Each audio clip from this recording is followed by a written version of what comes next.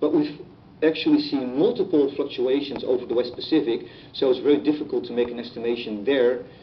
Then we had a fluctuation also yesterday that marked the regions Iran, Pakistan possibly, and then down to the east part of Africa.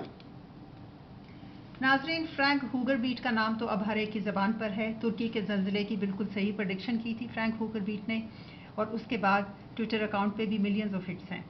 अब 4 घंटे पहले 19 फरवरी को Frank हुगर beat ने अपनी जो video upload की है उसमें उन्होंने ईरान और पाकिस्तान में ज़लज़ला आने के बारे में प्रेडिक्शन की है। पॉसिबली उन्होंने कहा है। इससे कोई 2 हफ्ते पहले जो उन्होंने प्रेडिक्शन की थी उसमें उन्होंने कहा था कि पाकिस्तान और हिंदुस्तान के अंदर एक बहुत बड़े पैमाने पे ज़लज़ला आ सकता है। वो 2 हफ्ते का टाइम आप लें, वहाँ से शुरू करें तो वो 20 फरवरी 2023 का दिन बनता है। नाजरीन, जहाँ इंसानी जानों के ज़िया का मामला हो वहाँ पे we should err on the side of caution। हमें यकीन हो या ना हो कि कोई प्रेडिक्शन कर सकता है ज़लज़लों की एक्यूरेट या नहीं, हमें फिर भी एहतियाती तदाबीर ज़रूर इख्तियार करनी चाहिए।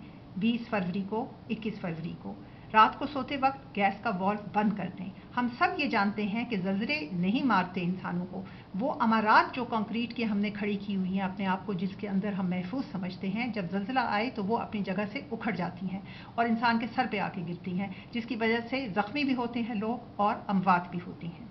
लिहाजा हम एहतियाती तदाबीर इख्तियार करें, और अगर स्ट्रक्चर्स को अवॉइड कर सकते हैं तो हर सूरत अवॉइड करें। उसके बाद हमें गैस का वाल्व रात को सोते वक्त हमेशा बंद कर देना चाहिए, और फिर ड्रॉप, कवर एंड होल्ड का सहारा लेना चाहिए। यानी जिस वक्त ज़लज़ला आ रहा हो और आप भाग के इमारत से बाहर ना जा सकते हो किसी वजह से, या इमारत ऐसी हो कि उससे निकलना बाहर ज़रा मुश्किल है, तो आपके पास एक ऐसा मेज़ ज़रूर होना चाहिए करीब ही, जिसके अंदर जाके आप डक करके उसकी टांगों को मजबूती से पकड़ के और उसी के नीचे आप बैठ जाएं जब तक ज़लज़ला और उसकी अपनी हरकत में रहता है।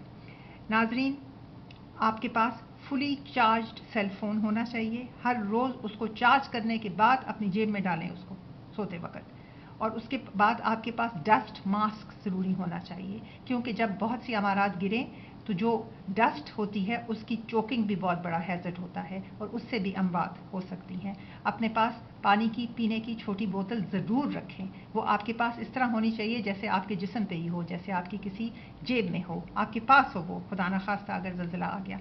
और फिर लिबास ऐसा पहन के सोएं नाजरीन कि अगर आपके सोते वक्त ज़लज़ला आए तो आप बिस्तरे में तो नहीं होंगे ना, तो बिस्तरे से बाहर हो तो फिर वो सर्दी के से आपको प्रोटेक्शन दे सके, आपके जिस्म को गरमाइश देता रहे वो लिबास जब तक आपके पास मदद नहीं पहुंचती। हमने देखा है तुर्की में कितने लोग फ्रीजिंग की वजह से मौत के मुंह में चले गए थे।